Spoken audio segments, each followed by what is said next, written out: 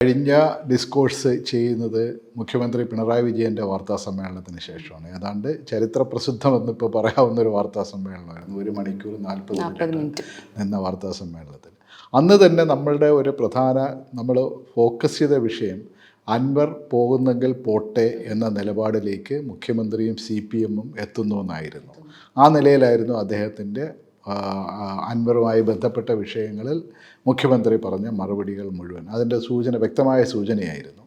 അത് കഴിഞ്ഞ് തൊട്ടുപുറകെ തന്നെ CPM-ൻ്റെ സംസ്ഥാന സെക്രട്ടേറിയറ്റ് അദ്ദേഹത്തിന് ഒരു മുന്നറിയിപ്പ് എന്നതുപോലെ തന്നെ ഒരു പ്രസ്താവനയിൽ അദ്ദേഹത്തിനൊരു മുന്നറിയിപ്പ് കൊടുത്തിരുന്നു. കാരണം മാധ്യമങ്ങളുമായിട്ട് ഇങ്ങനെ ഒരു കാര്യങ്ങൾ ചെയ്യുന്നത് പാർട്ടിയുടെ ഒരു പിന്തുണയുള്ള അല്ലെങ്കിൽ ഇടതുപക്ഷത്തിൻ്റെ പാർലമെൻ്ററി അസംബ്ലീസ് നിയമസഭ ഇതിനകത്തുള്ള ഒരാളെന്നുള്ള നിലയിൽ ഉചിതമായൊരു നടപടിയല്ല അദ്ദേഹം ചെയ്യണമെന്നുള്ളത്. അപ്പോൾ അൻവറിൻ്റെ ആദ്യത്തെ അതിനോടുള്ള മറുപടി വളരെ പോസിറ്റീവായിട്ടുള്ള നിലയിലുള്ള മറുപടിയായിരുന്നു. അൻവർ അത് ശരിയാണെന്നും ഇനി എല്ലാ കാര്യങ്ങളും എല്ലാ പ്രസ്താവനകളും ഞാൻ ഇതോടുകൂടി നിർത്തുകയാണെന്നും എല്ലാം പറഞ്ഞിട്ടാണ് അൻവറിൻ്റെ ഒരു സ്റ്റേറ്റ്മെൻറ്റ് വന്നത്. ഇനിയെല്ലാം തന്നെ അന്വേഷണവും അത് കഴിഞ്ഞതിന് ശേഷമുള്ള കാര്യങ്ങളെന്ന് പറഞ്ഞിട്ടുള്ള നിലയിലായിരുന്നു അൻവർ അതിനോട് ചെയ്തത്. പക്ഷെ പെട്ടെന്നാണ് അൻവർ ഒരു പത്രസമ്മേളനം നടത്തുന്നത്. ആ പത്രസമ്മേളനത്തിലാണ് അദ്ദേഹം വളരെ ഇതായിട്ടുള്ള ആരോപണങ്ങൾ, അദ്ദേഹത്തിൻ്റെ നേരത്തെ ഉണ്ടായിരുന്ന ADGP ആയിട്ട് ബന്ധപ്പെട്ട ആരോപണങ്ങൾ, മറ്റ് പലതരത്തിലുള്ള മുഖ്യമന്ത്രിയുടെ പൊളിറ്റിക്കൽ സെക്രട്ടറിയുമായിട്ടുള്ള ശശിയുമായിട്ടുള്ള ആരോപണങ്ങൾ, ഇതെല്ലാം തന്നെ ഒന്നിനു പുറകെ വീണ്ടും ആവർത്തിക്കുന്ന ഒരു സംഭവമാണ് കണ്ടത്. അതിൻ്റെ തുടർച്ച എന്നുള്ള നിലയിൽ 2 സംഭവങ്ങൾ നടന്നു. ഒന്ന്, ഡൽഹിയിൽ വെച്ചിട്ട് മുഖ്യമന്ത്രി പിണറായി വിജയൻ വളരെ ബ്രീഫായിട്ട് മാധ്യമങ്ങളോടൊരു സാധനം പറഞ്ഞു. അൻവർ ഉന്നയിച്ചിട്ടുള്ള ആരോപണങ്ങളെല്ലാം തന്നെ തള്ളിക്കളയുന്നു.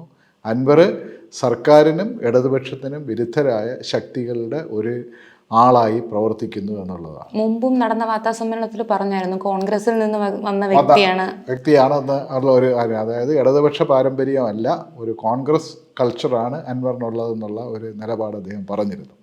അത് കഴിഞ്ഞതിന് ശേഷമാണ് ഉച്ചയ്ക്ക് ശേഷം MV ഗോവിന്ദൻ, പാർട്ടിയുടെ സംസ്ഥാന സെക്രട്ടറിയും പോളിറ്റ് ബ്യൂറോ അംഗവുമായ MV ഗോവിന്ദൻ വന്ന് വാർത്താ സമ്മേളനം നടത്തുന്നത്. അദ്ദേഹത്തിൻ്റെ വാർത്താ സമ്മേളനങ്ങളിൽ അതിൻ്റെ കൂടെ വലിയൊരു കുറിപ്പുമുണ്ടായിരുന്നു. അത് അൻവറിനെതിരായിട്ടുള്ള ഒരു കുറ്റപത്രമെന്ന് മാത്രമല്ല, അൻവറുമായിട്ടുള്ള എല്ലാ ബന്ധങ്ങളും വിച്ഛേദിച്ചു അൻവറിന് എന്നുള്ള ഒരു നിലപാടായിരുന്നു അദ്ദേഹം മുന്നോട്ട് വെച്ചിട്ടുള്ളത്.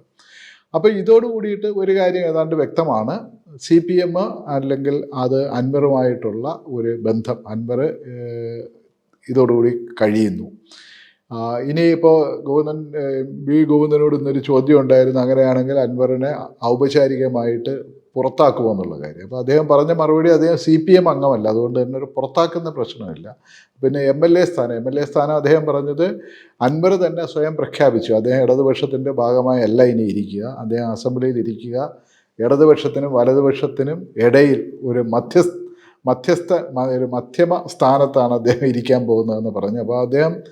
അപ്പോൾ ഗോവിന്ദൻ പറഞ്ഞത് അൻവർ തന്നെ സ്വയം പുറത്തു പോയതാണ്, അതുകൊണ്ട് നമ്മളിനി പുറത്താക്കേണ്ട കാര്യമില്ല.